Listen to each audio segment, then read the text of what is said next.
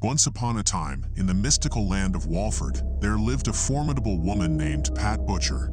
She was known for her iconic earrings, her love for leopard print, and her razor-sharp tongue.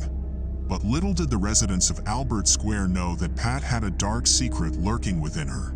Rumors began to spread that Pat was possessed by an otherworldly spirit, causing havoc wherever she went.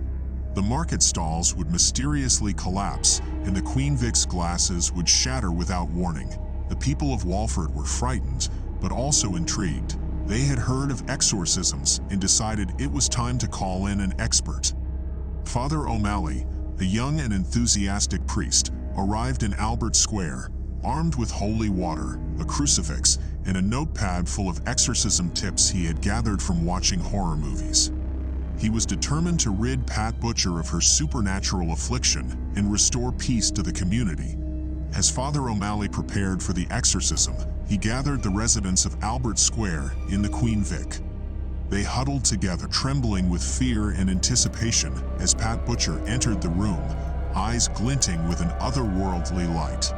Father O'Malley began his ritual, chanting Latin phrases he barely understood, while sprinkling holy water in every direction.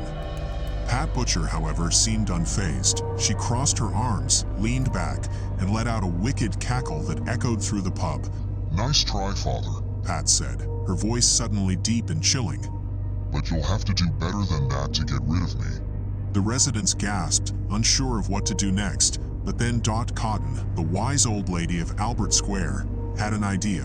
She hurriedly rummaged through her handbag and pulled out a Walkman, a relic from the 80s.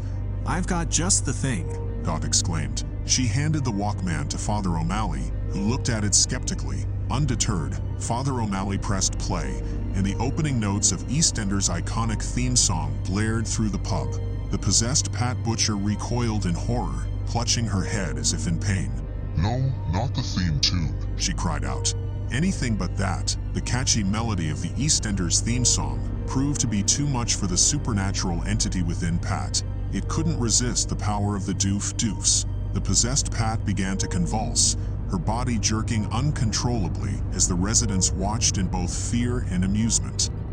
With one final burst of energy, Pat Butcher was flung across the room and crashed into a stack of beer barrels. The possessed spirit was finally expelled, and Pat returned to her normal self, dazed and confused. As the residents of Albert Square rushed to her side, Pat looked up at Father O'Malley with a sly grin. "Well, Father, I must say you've given me quite the entertainment.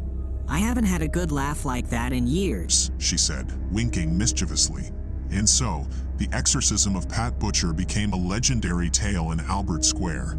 The residents continued with their dramatic lives, but they never forgot the day they exorcised Pat Butcher, the indomitable force of Eastenders, with the power of a nostalgic theme song. The story doesn't end there. The exorcism of Pat Butcher was just the beginning of a series of supernatural adventures in Albert Square. Word spread quickly, and people from all over the world came to witness the bizarre happenings firsthand. Intrigued by the supernatural occurrences, a group of paranormal investigators set up camp in Walford. They brought with them an array of high-tech equipment and a determination to uncover the truth behind the ghostly encounters. As the investigators delved deeper into the mysteries of Albert Square, they discovered that the presence haunting Pat Butcher was not alone. Other iconic characters from Eastenders had also fallen victim to supernatural possession. Phil Mitchell found himself transformed into a werewolf during a full moon, while Ian Beale developed the ability to see and communicate with spirits. The residents of Walford, initially terrified, soon found themselves caught up in a whirlwind of hilarity and fright. The once dreary and mundane lives of Albert Square were now filled with unexpected thrills and laughter. The market stalls would rearrange themselves overnight, causing chaos and confusion among the traders. The Queen Vic became a hotspot for spectral encounters, with ghostly punters ordering pints at the bar. Meanwhile, Dot Cotton, the wise old lady, became the unofficial ghost whisperer of Walford. Armed with her decades of experience and a strong cup of tea, Dot would sit down with the restless spirits and provide them with guidance and a listening ear. She became the heart and soul of the supernatural Shenanigans, offering a touch of warmth and wisdom amidst the spectral chaos.